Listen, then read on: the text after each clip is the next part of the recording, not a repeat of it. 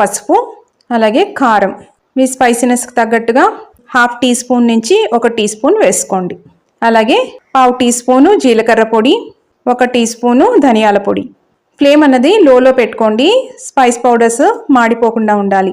Just ఒక్కసారి కలుపుకున్న తర్వాత ఇప్పుడు ఇంత మాత్రం పెరుగు వేసుకోవాలండి. పెరుగుని బాగా బీట్ చేసుకొని వేసుకోండి, గడ్డలవి లేకుండా.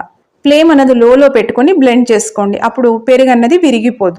1.5 టీ స్పూను సోయా సాస్ వేసుకున్నాం.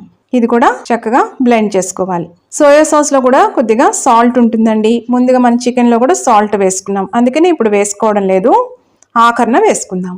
ఇప్పుడు ఫ్రై చేసుకున్న చికెన్ పీసెస్ ఉన్నాయి కదా, అవన్నీ కూడా వేసేసుకోవాలి. ఇదంతా కూడా చికెన్ పీసెస్కి పట్టేలాగా కలుపుకోవాలండి. ఫ్లేమ్ అనేది లోలో పెట్టుకోండి. ఈ ఫ్లేవర్స్ అన్నీ కూడా ఈ చికెన్ పీసెస్కి పట్టాలి. పెరుగు ఎక్కువ వేయడం వల్ల చాలా కమ్మగా ఉంటాయండి, చాలా సాఫ్ట్గా జ్యూసీగా టెండర్గా ఉంటాయి.